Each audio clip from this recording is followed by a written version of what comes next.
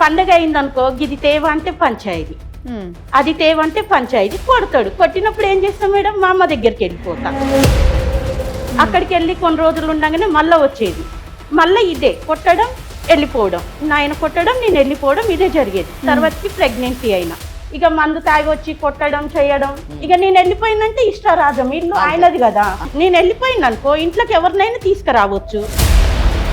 ఇక తాగి ఉన్నాడు, డ్రైవింగ్ చేసిండు, యాక్సిడెంట్ అయింది, చనిపోయిండు. చనిపోయినప్పుడు నేను రాలే మేడం, మరి నన్ను తీసుకొచ్చేటోళ్ళు ఎవరు?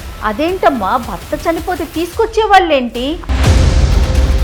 చిన్న విషయం నాతో చెప్పుకునేది మేడం. పెళ్లి అయిపోయినా కూడా నీతోనే మాట్లాడేవాడా? అవును మేడం, మాట్లాడుకునేది. ఎందుకంటే ఇంటికి రానియకపోయేది మేడం. మా వదిన మా అమ్మ నాన్నతో కూడా మాట్లాడనియకపోయేది మేడం. కాదమ్మా, ప్రియారిటీ భర్తకి ఇవ్వలేకపోయింది మేడం. నాకు టైం పట్టింది చెప్పండి మేడం. ఇట్లా మీ అన్న బిడ్డ ఉంది, మీ అన్న మీద అంత ప్రేమ ఉన్నావి, మీ అన్న బిడ్డను చూడడానికి ఎందుకు రాలే? ఈ పాలసీ సంగతి ఏంటో చెప్పండి. చెల్లి పేరు మీద ఒక ఎకరం ఉంది మేడం, ఎకరం అత్తయ్య వాళ్ళు అమ్ముకుంటారంట, పాలసీ ఈమె తీసుకుంటదంట. మరి ఆమె అయితే ఆయన కన్నా బిడ్డే కదా, మరి అమ్మాయి ఎక్కడ పోవాలి? నేను ఇది అడగొద్దంట, ఇది అడిగితే నువ్వు డబ్బుల కోసమే వచ్చినావు అన్నతో పంచాయతీ. ప్రతిసారి ఫోన్లు చేసి విసిగిస్తుంటే ఎట్లుంటది మేడం? మేడం భార్య అన్ని తెచ్చి పెట్టు అని అడిగితే చచ్చిపోతుందంటే ఎంతమంది మొగలు చచ్చిపోవాలి మేడం?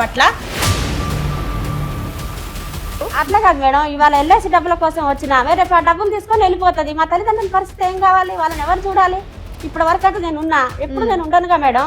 నాకు డబ్బులు ఇచ్చేస్తే ఆ నమ్మకం తన మీద లేకనే నా మీద చేసిండు కదా మేడం, నామిని అని. నా మీద బాధ్యత ఉందే కదా. చేసిన బిడ్డ పేరు చేయాలి, లేకపోతే భార్య పేరు చేయాలి. అంత నా మీద నమ్మకం లేకపోతే తల్లి పేరు చేయాలి. లేదు, పట్టక ముందుకే వెళ్ళిపోతావు. అమ్మ, నీ వర్షన్ ఒకలాగా ఉంది, తన వర్షన్ అంటే రెండు భిన్న ధృవాల్లాగా ఉన్నాయి. నువ్వేమో అసలు ఏ అలవాటు లేవు, అసలుకి మా అన్నయ్య అంత మంచుడు ఈ ప్రపంచంలో లేడని నువ్వు చెప్తున్నావు. అంత దుర్మార్గుడు అలాంటి భర్త అసలు ఏ ఆడపిల్లకి రాకూడదు అన్నట్టుగా తను మాట్లాడుతా. ఆమెకి ఆకాశానికి దిగ్గం లేదు మేడం, ఆమెకు అన్నీ హైఫై కావాలి. కాదు శ్రాంతి, నువ్వు ఆ పాపకి ఇస్తా అంటున్నావు, మీ వదిలేకు మాత్రం ఇవ్వవా? ఎందుకు ఇస్తాం మేడం ఆమెకు? బ్రతకాలి. భర్త బ్రతికుండా ఎక్కడి నుంచి వచ్చిందమ్మా? అన్నం పెట్టడము, వస్తే మంచిగా మాట్లాడము, మంచిగా చూసుకోవడము, బట్టలు విండడము, అన్నం తిన్నావా, ఉన్నావా, పండుకున్నావా అనే మాటలు, ఆప్యాయత, ప్రేమ లేనప్పుడు మీ వదిన ఎలా బ్రతకాలి? అది ఆమెకు గెలవాలి మేడం.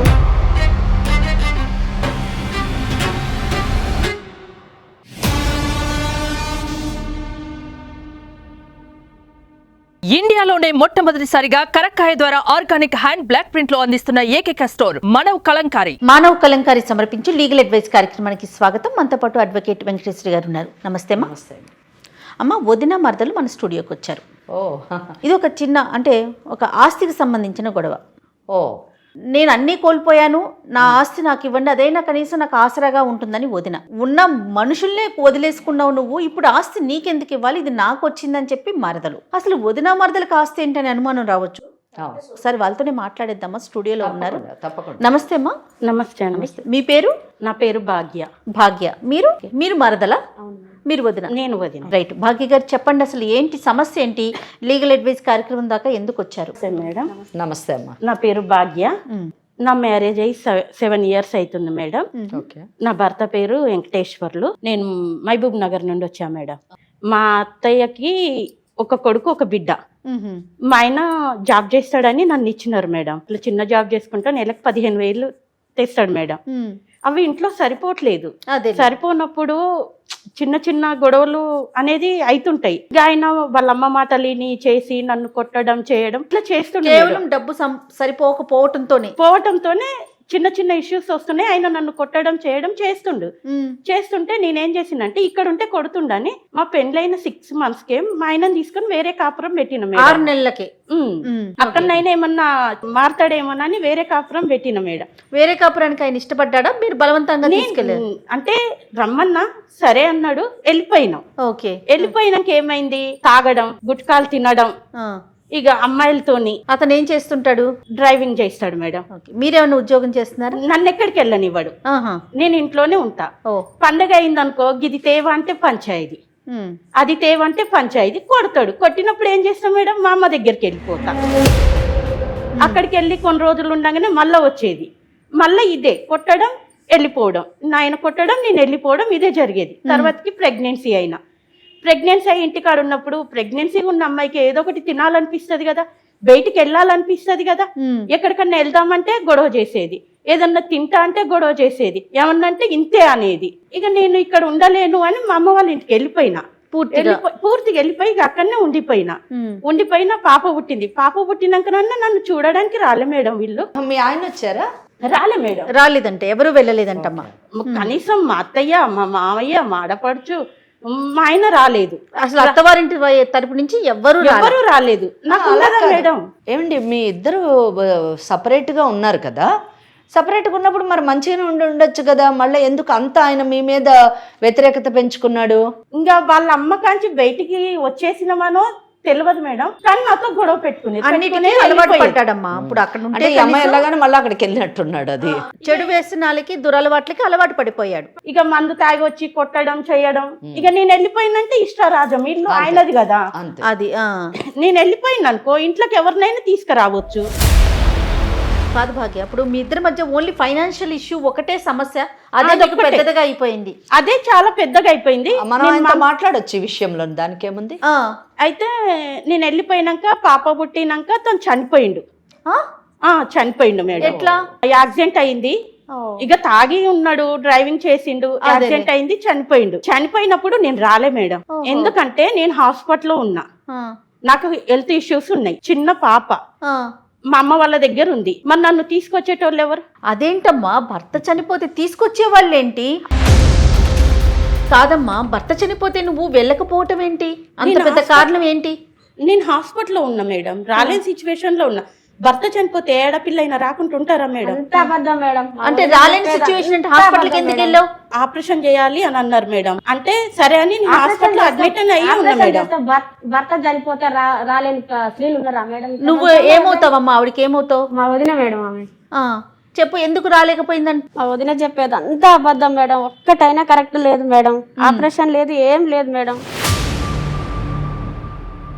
ఊరికే హాస్పిటల్కి వెళ్ళింది? అసలు హాస్పిటల్కే వెళ్ళలేదు? హాస్పిటల్కే వెళ్ళలేదు మేడం. మా అన్నయ్యకు నేనంటే చాలా ఇష్టం మేడం. మా అన్నయ్య ఉన్నదే మాకు ఆయన ఒక్కడే మేడం. నేను మా అన్నయ్య చిన్నప్పటి నుంచి కలిసిమెలిసి పెరిగినాం మేడం. మా అన్నయ్యకు పెళ్ళైన 5 years కు నాకు కూడా పెళ్ళైపోయింది మేడం. మీ భర్త ఏం చేస్తారు? Software madam. ఓకే, ప్రతి సాఫ్ట్వేర్ చిన్న విషయం నాతో చెప్పుకునేది మేడం. పెళ్ళైపోయినాక కూడా నీతోనే మాట్లాడేది? అవును మేడం, మాట్లాడుకునేది. ఎందుకంటే ఇంటికి రానియకపోయేది మేడం మా వదిన. మా అమ్మ నాన్నతో కూడా మాట్లాడనీయకపోయేది మేడం. అంత టార్చర్ పెట్టేది మేడం ప్రతి విషయంలో. మా అన్నయ్యకి వచ్చేది 15,000 రూపాయల జీతంతో. లేదు మేడం, మేడం మీరు ఆలోచించండి మేడం. తన అబద్ధం హైఫైగా ఉండాలని కోరుకుంటది మేడం ఎప్పుడైనా. 15,000తో పల్లెటూరులో అంటే హైఫై అవుతుందా మేడం? అన్ని అబద్ధాలు ఒకటైనా నిజం లేదు మేడం. అవన్నీ నిజాలు అయితే చనిపోయిన 1 year అవుతుందిగా మేడం. కనీసం మా అమ్మమ్మ నాన్నని చూస్తానికన్నా రావాలిగా మేడం. హాస్పిటల్లో ఉన్నా మేడం, నాకు ప్రియారిటీ భర్తకి ఇవ్వలేకపోయింది మేడం. నాకు టైం పట్టింది మేడం. మీ అన్న అంత ప్రేమ ఉన్నావి, మీ అన్న బిడ్డను చూడడానికి ఎందుకు రాలే? నువ్వన్నీ అబద్ధాలు చెప్పడానికి కదా, ఎవరు ఉండరు. అట్లా కావాలంటే మేడం గారిని మన ఊరికి తీసుకెళ్దాం, వాళ్ళే చెప్తారు. నువ్వు ఇన్ని అబద్ధాలు మా ఊరికి రాండి మేడం, వీళ్ళెన్నడన్నా వచ్చి చూసినారేమో చెప్తారు జనాలు. కాదమ్మా, ఇద్దరు వ్యాలిడ్ పాయింట్స్ చెప్తా ఉన్నారు. చూడు, భర్త చనిపోతే ఈ ఎవడ వెళ్ళలేదు, కనీసం పిల్లుంది, మళ్ళీ చూసే అవకాశం ఉండదు భర్తని అనే ఇళ్ళలా. పాపను కూడా తీసుకురాలే మేడం చూపిస్తానికి. అన్న చనిపోయాడు, అన్న కూతురు ఆ వదిన దగ్గరే ఉందని చెప్పి అటువైపు నుంచి ఎవరు వెళ్ళలా. అంటే రెండు ఒకేలాగా కనిపిస్తా ఉన్నాయి. చూడండి, ఇవాళ డబ్బుల కోసం వచ్చింది మేడం. డబ్బులు మా తల్లిదండ్రుల డబ్బుల సమస్య ఏంటంటే ఆస్తి పంపకాలు ఏమైనా ఉన్నాయా? మా సారు LIC కట్టుకుంది మేడం. మీ హస్బెండ్ నామిని ఎవరి పేరు పెట్టాలి మేడం? ఎవరి పేరు మీద పెట్టాడు? పెడితే బిడ్డ పేరు పెట్టాలి, లేకపోతే పెండ్లం పేరు పెట్టాలి. చెల్ల పేరు పెడతారా మేడం? ఎప్పుడు కట్టుకున్న LIC? పెళ్లి తర్వాత కట్టిందా, పెళ్లికి ముందు కట్టుకున్నదా? అంటే నా పెండ్లైన 1 year తర్వాత కట్టింది మేడం. కట్టినప్పుడు మరి నా పేరు పెట్టాలి, లేకపోతే మీకు తెలియదు అప్పుడు ఈ విషయం? నాకు తెలియదు మేడం, నాకు కట్టింది అని చెప్పలేదు, ఏది నాకు చెప్పాడు మేడం. ఏది క్వశ్చన్ చెయ్యొద్దు అన్న. ఇప్పుడు నువ్వు ఈ టైంకి ఎందుకు వచ్చినావు, నువ్వు ఎంత తెచ్చినావు, ఏంది గీ బయటికి పోయి గీ తెద్దాం రా అని మనం అడగొద్దిగా ఆయనని. ఇట్లా బయట అడిగితే తాగి మాట మాటకు కొడతాడు. బయటికే మాటకు బయటికే అంటది మేడం. ఆయన స్తోమత కూడా అర్థం చేసుకోవాలి కదా మేడం. మనం ఆడవాళ్ళం కదా, మన భర్త స్తోమత తెలుసుకోవాలి కదా మేడం. ప్రతి సోమత దానికి అంటే ఇక్కడ మేడం టార్చర్ నేనేమన్నా చేస్తారు బంగారం మేడం. కొని అన్నానా లేకపోతే ఆ మేడం టార్చర్ కట్టమన్నానా చేస్తారని తనని? మా అన్న యాక్సిడెంట్ లో చనిపోయాడు మేడం. ఒక్క ఉన్న ఆధారం కూడా మేము మిస్ అయిపోయినాం మేడం ఈమె చేపట్టి. ఈ పాలసీ సంగతి ఏంటో చెప్పండి. చెల్లి పేరు మీద ఒక ఎకరం ఉంది మేడం. ఎకరం అత్తయ్య వాళ్ళు అమ్ముకుంటారంట. పాలసీ ఈమె తీసుకుంటదంట. మరి ఆమె అయితే ఆయన కన్నా బిడ్డే కదా, మరి అమ్మాయి ఎక్కడ పోవాలి? నేను ఇది అడగొద్దంట.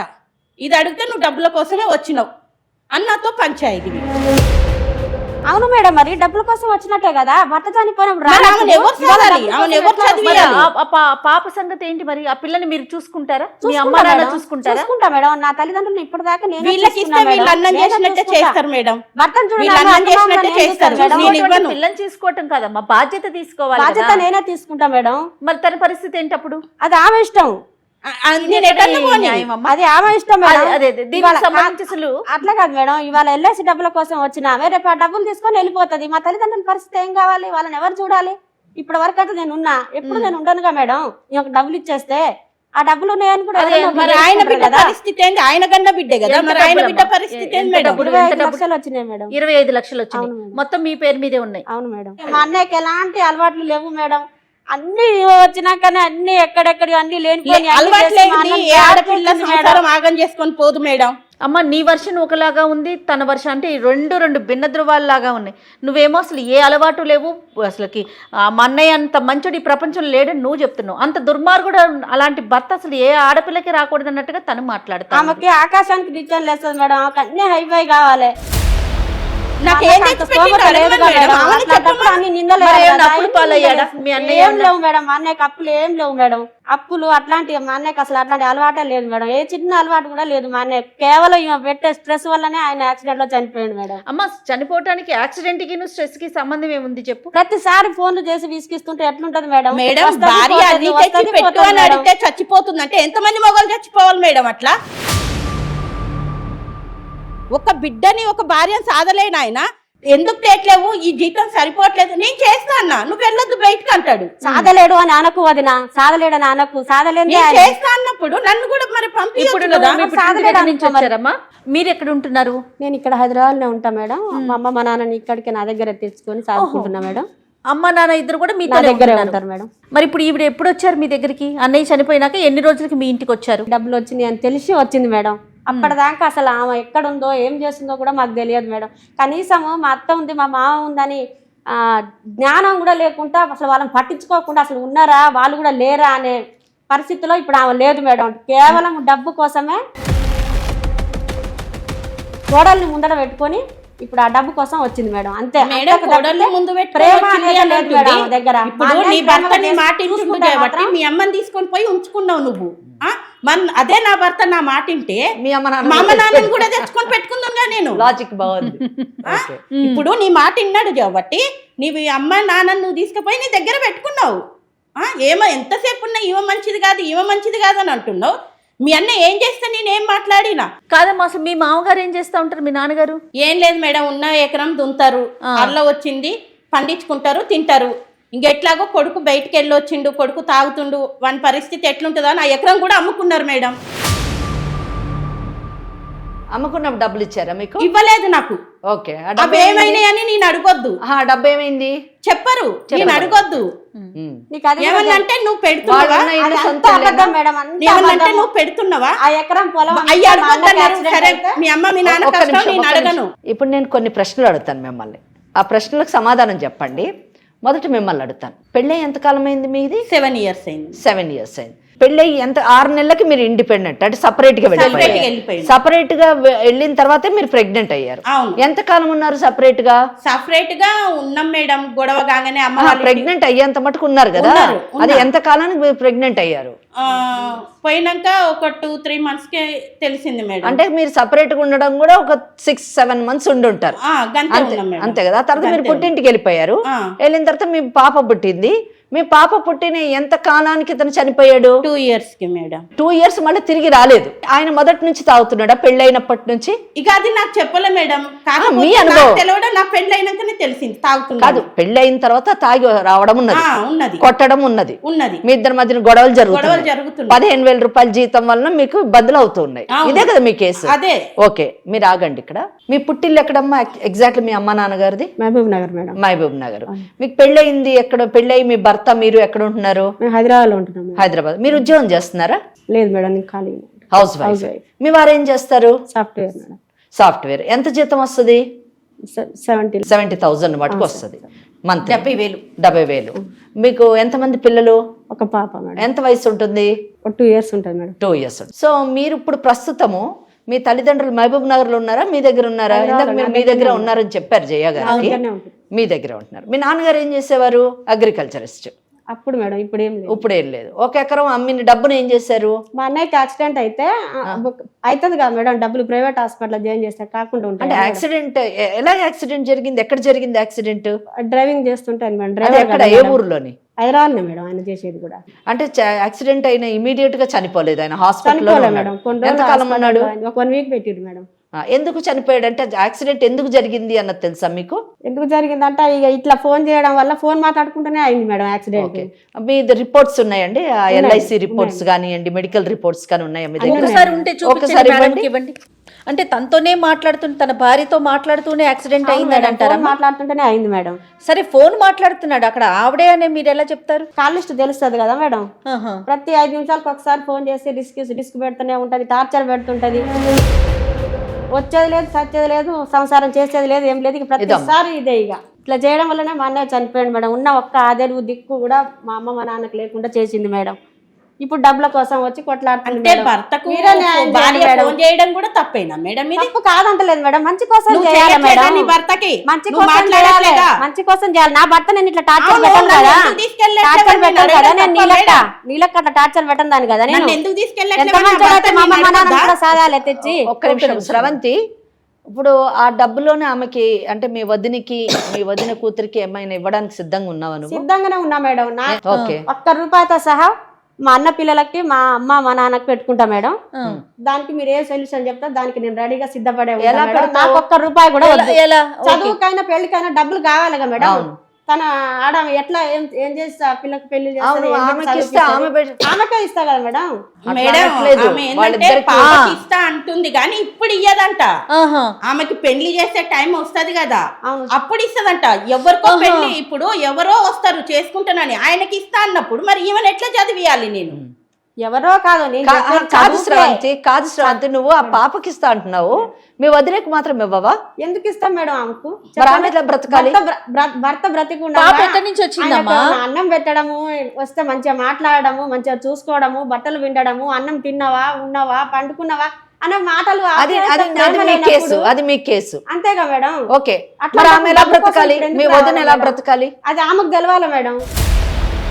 అన్న వదిన కలిస్తేనే కదా నీకు పాప వచ్చింది. అవును మేడం, ఆమెకు ఆ సోయి ఉంటేనే కదా మేడం. ఆ సోయి ఉంటే ఇట్లా వదిలేసినట్టు నేను నా బిడ్డని. భర్త చనిపోతే భార్య ఏ సిచ్యువేషన్ లో ఉన్నా వస్తుంది మేడం. మనం ఏ సమాజంలో బతుకుతున్నాం మేడం? నేను లేవలేని పరిస్థితిలో ఉన్నా మేడం. ఎంత లేవలేకుండా 10 మందిని బతలాడుకుంటా మేడం. మీకంటే ఎక్కువ నష్టం నాకే. భాగ్యం, మీ ఆడపడుచు నీకు డబ్బులు ఇవ్వను, మా అన్న కూతురికి ఆమె పెళ్లి టైంలో ఇస్తాను అంటుంది.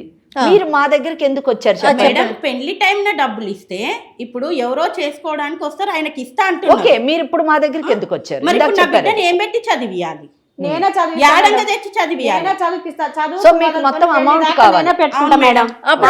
ఇచ్చేయమంటున్నారా? ఆ పిల్లని మీరు ఇచ్చేసేయమంటున్నారా? ఇచ్చేసినా, నాకు ఇచ్చేసినా నేను చదువుకొని ఆమెకు చదువు కాంచాలి, పెళ్లి చూసుకుంటా మేడం. కాదమ్మా, ఇప్పుడు మీరు పెళ్ళప్పుడే డబ్బులు ఇస్తానంటున్నారు, అంతేనా? అంతే మేడం. ఇప్పుడు వదిలేమంటున్నారు, మరి నేను ఆ పిల్లని ఎలా పోషించాలి, ఎలా చదివించాలి?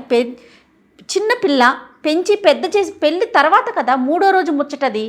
పరిస్థితి డబ్బుల కోసమే మా అన్నని అంత టార్చర్ చేసి చంపిన ఆమెకి ఇవాళ 25 లక్షలు ఆమె చేతికి నేను ఇచ్చేస్తే రేపు నా కోడల పరిస్థితి ఏంది మేడం? ఆ డబ్బులు ఇవ్వగానే వెళ్ళిపోతుంది. బిడ్డ మేడం, ఎట్లా మేడం? నా కోడలు అంటున్నా ఇవ్వను. నా అన్న బిడ్డకు నేను ఇట్లా అన్యాయం ద్రోహం చేయనియను మేడం, డబ్బులు ఇవ్వగానే అట్లా వెళ్ళిపోతుంది. తర్వాత ఆమె పరిస్థితి ఏంటి? నా నా తల్లిదండ్రుల బిడ్డను పరిస్థితి నేను ఏంటి ఎందుకు మేడం? పోతా మేడం? మా అమ్మ మా నాన్నని ఎవరు చూడాలి? సో ఇప్పుడు మీ అమ్మా నాన్నని చూసుకోవాలి, మీ మేనకోడలు పెళ్ళప్పుడు చూసుకోవాలి మాత్రమే కదా. డబ్బులు ఇస్తానంటారు. అంతే మేడం. మీరేమంటారు? డబ్బులు ఆమెకి. లేదు మేడం, నా భర్తకు వచ్చినాయి నా పిల్లకి ఇవ్వాలి. ఇవ్వను. నీ భర్త అని నువ్వు ఆయన మరి చూసుకొని మీ అత్త మామని మీరు చూసుకుంటారా? ఉంటే చూసుకుంటాం మేడం. అన్నా పెద్ద మేడం, ఈమె చూడదు. వాళ్ళు ఉండరు ఈమె మేడం. చూడదు మేడం. ఈమె మంచిగా చూస్తే ఎందుకు ఉండరు మేడం?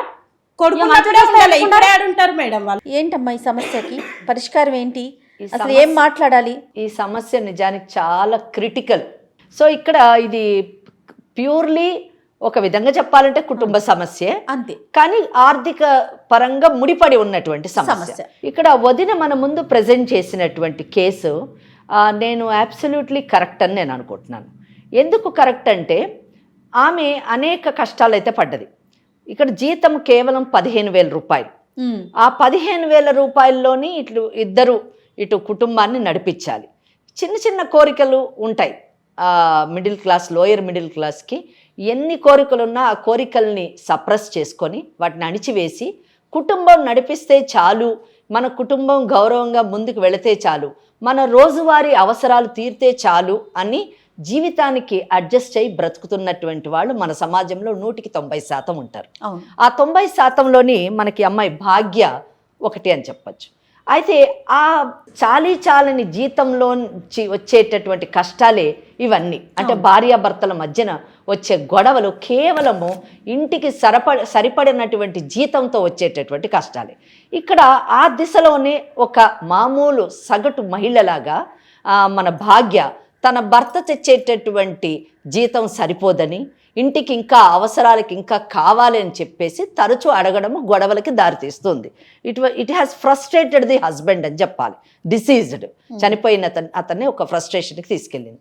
ఎప్పుడైతే మగవాడు ఫ్రస్ట్రేషన్కి గురవుతాడో ఇక్కడ కుటుంబం అన్నది ఎలాగ ఉండాలంటే ఎప్పుడు కొడుకు చేసేటటువంటిది కరెక్ట్, కొత్తగా వచ్చినటువంటి కోడలు ఒక తప్పు, ఆమె ఏది చెప్పినా తప్పే చేస్తుంది, ఆమె అసలు ఈ కుటుంబంలో అంతర్భాగం కాదు అని చూసేటటువంటి అత్తమామలు చాలామంది మన సమాజంలో ఈనాటికి ఉండడం మనం గమనించదగినటువంటి విషయం. భాగ్య ఒక అత్తమామలు కొడుకు జీతం కేవలం 15,000 మాత్రమే, ఆ జీతం వాళ్ళ కుటుంబం నడవడానికి సరిపోవట్లేదు అన్న ఒక చిన్న విషయాన్ని అర్థం చేసుకుని ఉంటే వాళ్ళిద్దరి మధ్యన వచ్చినటువంటి గొడవల్ని ఎక్కడికక్కడ సర్ది చెప్పి వాళ్ళిద్దరిని కలిపి ఒక మంచి కుటుంబంగా నడిపేటటువంటి అవకాశం ఉండేది. నిజం చెప్పాలంటే వాళ్ళు అలా చేస్తుంటే వాళ్ళ కొడుకుని కోల్పోయేవారు కాదు. ఇది అక్కడ పెద్ద లాస్. వాళ్ళు ఏమనుకున్నారంటే కోడలు బయటికి వెళ్ళిపోయింది, కోడలు పీడ వదిలింది అనుకున్నారు, కానీ వాళ్ళ కొడుకునే పోగొట్టుకున్నారు అన్న చిన్న విషయాన్ని వాళ్ళు మిస్ అయ్యారు ఇక్కడ. ఇంకా రెండోది, వాళ్ళు ఏం చేశారు, తల్లిదండ్రులు ఇద్దరు కూడా కొడుకుని సపోర్ట్ చేశారు. ఇక్కడ చెల్లెలు కూడా నిజ స్రవంతి కూడా అన్నకి సపోర్ట్ చేయడం వల్ల అతనికి ఇక్కడ ముగ్గురు సపోర్ట్ దొరికేసరికి భార్య అన్నది ఒక పనికిరాని వ్యక్తిగా, ఈమెను వదిలించుకుంటేనే చాలు అనేటువంటి ఆలోచన, ఈమె ఒక గయ్యాలిది, ఈమె ఎప్పుడు చూడు నన్ను బ్రతకనివ్వటం లేదు అనే ఆలోచనలోకి అతన్ని తీసుకొని వెళ్ళింది బ్రతుకున్నప్పుడు. ఇది ఇక్కడ మనం గమనించదగినటువంటి విషయం. అతనికి ఉన్నటువంటి వ్యసనాలని వీళ్ళు ప్రోత్సహించడం. అట్లీస్ట్ నువ్వు తాగు అని చెప్పకపోవచ్చు, కానీ నువ్వు తాగుతున్న తప్పు అని చెప్పలేదండి, అది రాంగ్. నువ్వు తాగు అని ఏ తల్లిదండ్రులు ప్రోత్సహించారు, నేను ఒప్పుకుంటాను, కానీ తాగొద్దురా అని చెప్పేసి బెదిరించేటటువంటి తల్లిదండ్రులు చాలా తక్కువ మంది ఉంటారు. ఇక్కడ చెల్లెలు కూడా నీ వల్లనే మా అన్నయ్య వ్యసనాలకు లోనయ్యాడు అని అంటుంది, కానీ ఆ మనసుకు తెలుసు పెళ్లి కాకముందు కూడా వాళ్ళ అన్నయ్య తాగుతూ ఉండేవాడు అని చెప్పేసి. సో ఇక్కడ ఏంటంటే ఇక్కడ ఆడపడుచు అనేటటువంటి ఆమె అన్న బాగుండాలి, వదిన బాగుండాలి, వదిన కూతురు బాగుండాలి అనే ఆలోచనలో ఉంటే బాగుండేది. కానీ అన్ననే కరెక్ట్, వాళ్ళు బాగుండకూడదు అన్నది ఆమె ఉద్దేశం కాకపోయి ఉండొచ్చు, కానీ మా అన్ననే కరెక్ట్, మా వదిననే తప్పు, ఆమె గయ్యాలిది, ఆమె వల్లనే మా అన్న మా అన్న వ్యసనాలకు లోనయ్యాడు, మాకు దూరం అయ్యాడు అనే ఆలోచనలోని ఆడపడుచుండడం ఇక్కడ చాలా దురదృష్టకరమైనటువంటి విషయం. అంటే ఈ కేసు మనం ఒక్క కేసులాని తీసుకోకూడదు. సమాజంలో ఇలాంటి సమస్యలతో ఉన్నటువంటి ప్రతి ఒక్కరూ ఆలోచించాల్సింది ఏంటంటే వదిన బాగుంటేనే అన్న బాగుంటాడు, వాళ్ళిద్దరు బాగుంటేనే వాళ్ళకు పుట్టినటువంటి పిల్లలు బాగుంటారు, అందరు కలిసి ఉంటేనే కుటుంబం బాగుంటుంది. అప్పుడు ఆ కుటుంబం ఆరోగ్యకరమైనటువంటి కుటుంబం, అంటే మానసికంగా ఆరోగ్యకరమైనటువంటి కుటుంబం తప్పకుండా తల్లిదండ్రులకి అండగా ఉంటారు, అత్తమామలకు అండగా ఉంటారు. ఈరోజు మన ముందు కూర్చున్నటువంటి వదిన అనేటటువంటి పాత్ర మా అత్తమామలు ఎప్పుడు కొడుకుకి చెప్పి కొట్టించేవారండి, తిట్టించేవారండి, వాళ్ళు ఏ రోజు కూడా మమ్మల్ని శాంతిగా ఉండనీయలేదు అనేటటువంటి ఒక ప్రగాఢమైనటువంటి ఆమె బాధ ఎంతటి స్థితికి తీసుకెళ్ళిందంటే ఆఖరికి భర్త చనిపోతే ఆ తల్లిదండ్రుల్ని పరామర్శించడానికి కూడా ఆమె వెళ్ళలేదు. ఆమె మనసు విరిగిపోయింది, ఆమె మనసు అక్కడ విరిగిపోయింది. ఇక్కడ వీళ్ళు కూడా వదిన మీద ఎంత నెగిటివిటీ పెంచుకున్నారంటే, అరే భర్త కోల్పోయినటువంటి వదిన ఎలా ఉంది, పోనీ వదిన వదిలేయండి, లీవ్ ఇట్, ఆమె గయ్యాలిది. కానీ నీ అన్నకు పుట్టినటువంటి బిడ్డను చూడడానికి కూడా మీరు వెళ్ళలేదు. అది చాలా దురదృష్టకరమైనటువంటి విషయం. అంటే మీరు అనుకుంటున్నారు కదా తను రాలేదని వాళ్ళు, మీరు రాలేదని తను, ఎవరికి వాళ్ళు తమ పంతాల మీదే ఉన్నారు. ఇక్కడ వీళ్ళిద్దరు పర్సనాలిటీస్ ఇలాగుంటే, డిసీజ్డ్ ఎవరైతే భర్త ఉన్నాడో, భర్త అనేటటువంటి వాడు మాత్రము భార్య పట్ల ఇర్రెస్పాన్సిబుల్గా ఉన్నాడు, భార్య పట్ల ఒక విముఖత వచ్చింది అని చెప్పడానికి భార్యని నామినీని చేయకుండా ఎందులోని ఎల్ఐసిలోని ఇక్కడ సిస్టర్ని నామినీని చేశాడండి. Is it not a clear evidence that is not at all bothered about the wife? అంతేకాకుండా ఎప్పుడో 4 ఏళ్ల ముందు చేశాడని చెప్పింది, మళ్ళీ బిడ్డ పుట్టిన తర్వాత దాన్ని నామినీ కూతుర్ని కూడా చేర్చాలి కదా, మార్చాలి కదా, ఎందుకంటే ఆ ప్రొవిజన్ ఉన్నది ఎల్ఐసి రూల్స్ లోని. సో ఆ కూతుర్ని కూడా నామినీ చేయలేదండి. అంటే he has totally neglected the wife and child. ఎవరిని చేశాడు? చెల్లెల్ని చేశాడు. ఇక్కడ చెల్లెల పరిస్థితి మనం తీసుకుంటే, షీఈ్ మ్యారీడ్, ఆమెకు అసలు ఈ కుటుంబంతోని ఒక లీగల్ ఎయిర్గా సంబంధం లేదు, ఆమె ఒక సాఫ్ట్వేర్ ఇంజనీర్, ఆమె భర్త, ఆమె చాలా బాగుంది, కంఫర్ట్ జోన్లో ఉంది. ఇంకోటి వీళ్ళందరూ మహబూబ్ నగర్లో ఉంటారు, ఈ చెల్లెలన్న ఆమె హైదరాబాద్లో ఉంది. వీళ్ళ ఇంట్లో ఏం జరుగుతుందో ఈమెకు తెలియదు. She's not a direct witness, it is all her imagination. లేదా వాళ్ళ అన్న ఏం చెప్తే చెప్పింది. Hearsay evidence is not admissible according to Indian evidence act.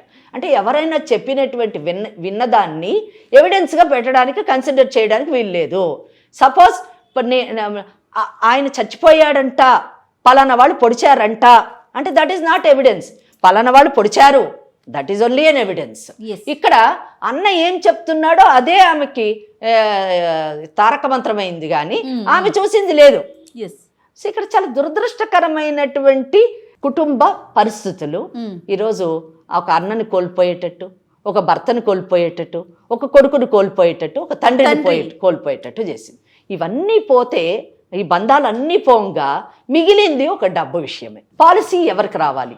25 lakhs policy, ఈ 25 లక్షలు ఎవరికి చెందాలి అంటే, చెల్లెలు అంటది నా పేరు మీద ఉంది కాబట్టి నాకే రావాలి, నేనే తీసుకుంటాను, నేను తీసుకొని నా మేనగోడలు పెద్దగా అయిన తర్వాత ఆమె పెళ్లికి ఉపయోగిస్తాను, ఎట్టి పరిస్థితుల్లో వదిలికి ఇవ్వను. సో వదిన ఎవరు? భార్య కదా.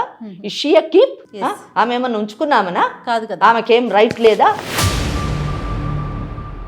భార్యకు ఉండేటువంటి హక్కులు లేవా అని అంటే, ఇక్కడ 100% ఆమెకు హక్కులు ఉన్నాయని ఇండియన్ సక్సెషన్ యాక్ట్ చెప్తుంది. ఇక్కడ ఏంటంటే, ఇదొక నిజం చెప్పాలంటే ఈ కేసు ఒక సంవత్సరం క్రితం కానివ్వండి, కొన్ని నెలల క్రితం కానివ్వండి, మన ముందుకి అంటే నిజంగా నా ముందుకు వచ్చిన నేను కూడా ఏం చెప్పలేకపోయేదాన్ని. అంత క్రిటికల్ కేసు ఎవరికి చెందాలి? ఎందుకంటే ఒక పక్కనేమో నామినీగా చెల్లెళ్ళు చేశారు, అలాగే ఒక పక్కనేమో భార్య బిడ్డ, మరి వాళ్ళు లీగల్ ఎయిర్స్ ఎలాగా? మరి వాళ్ళకు కూడా హక్కు ఉంటుంది కదా అని ఆలోచన మనకు వస్తుంది ఎవరికైనా.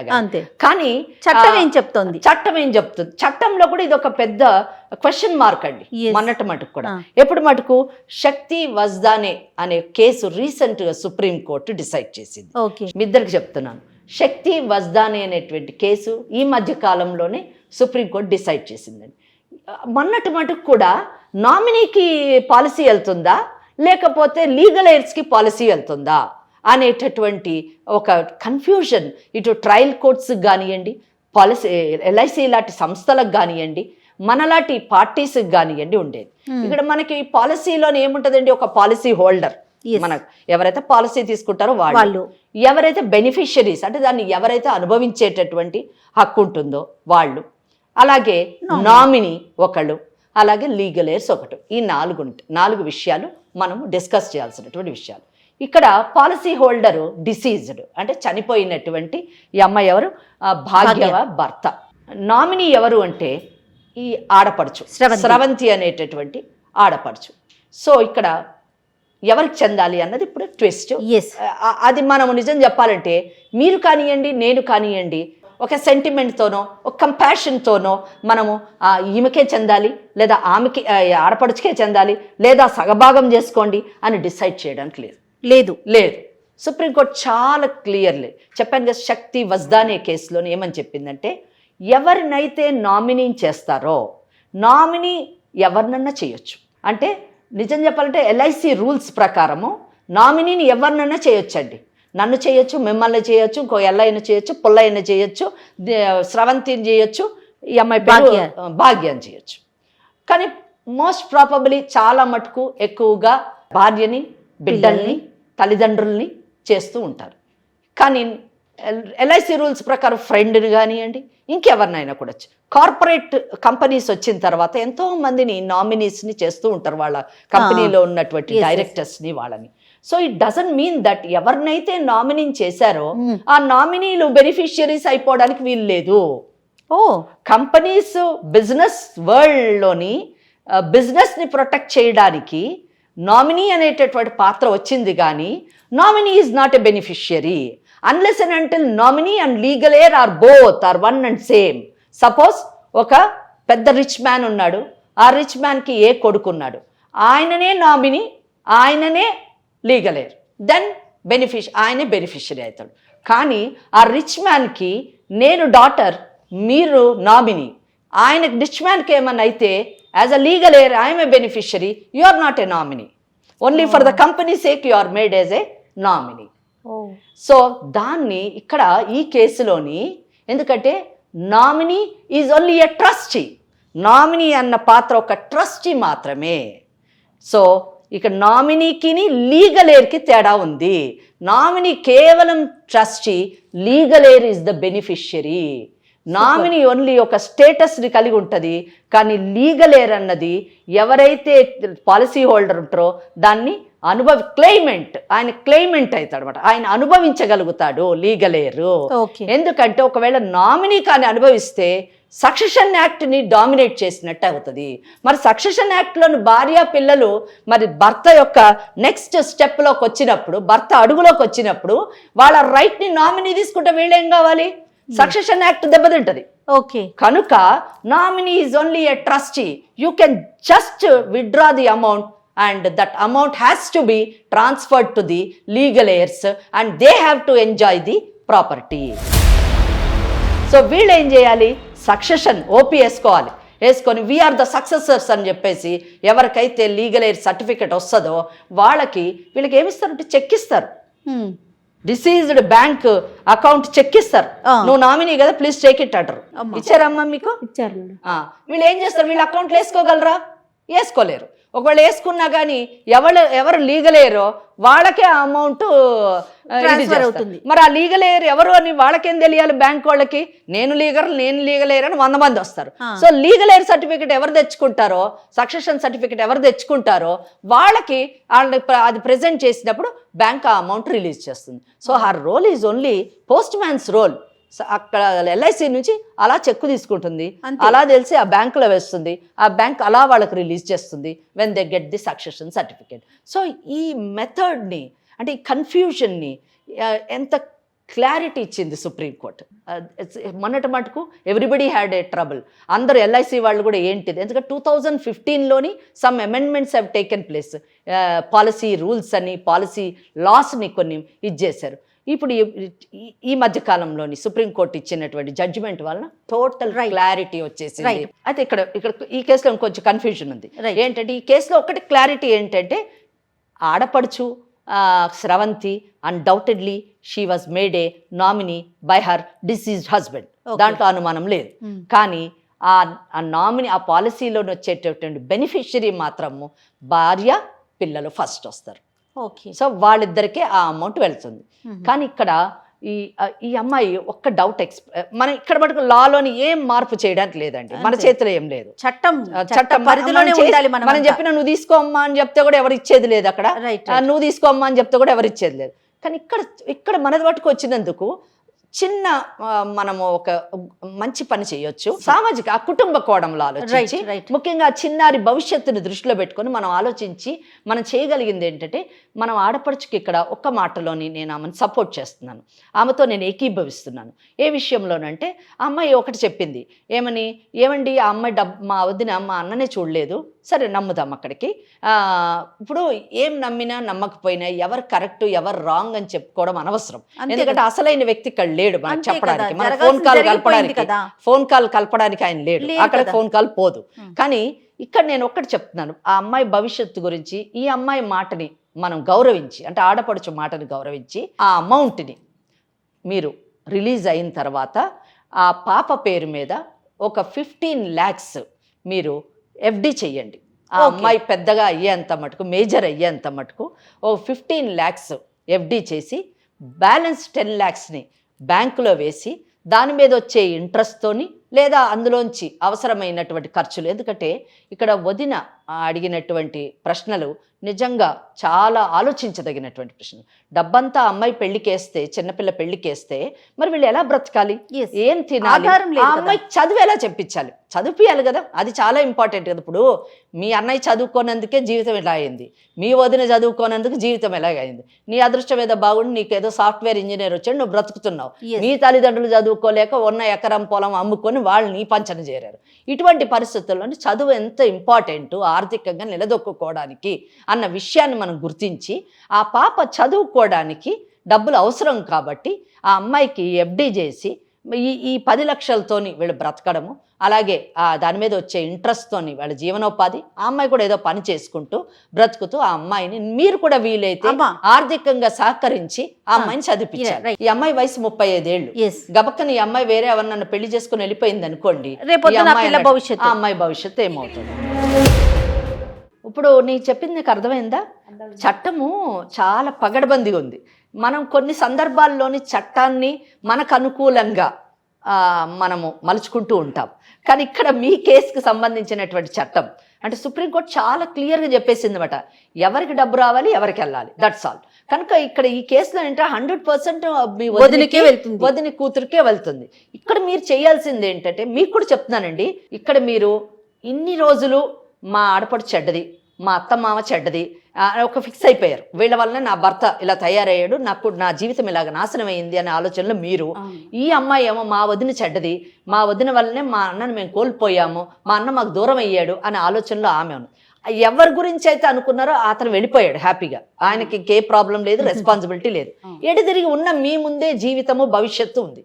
కనుక మీరందరూ ఇప్పుడైనా కనీసం మీ అత్త మామ మీరు మీ ఆడపడుచు, అమ్మ నువ్వు కొంచెం మంచి పరిస్థితిలో ఉన్నావు కాబట్టి మంచిగా ఆలోచించి, అమ్మాయి జీవితం ఎలాగో నాశనం అయిపోయింది, భర్తను కోల్పోయింది, నువ్వు నీ అన్నలు ఎలా కోల్పోయావు, ఆమె పసుపు కుంకుమలు కోల్పోయింది.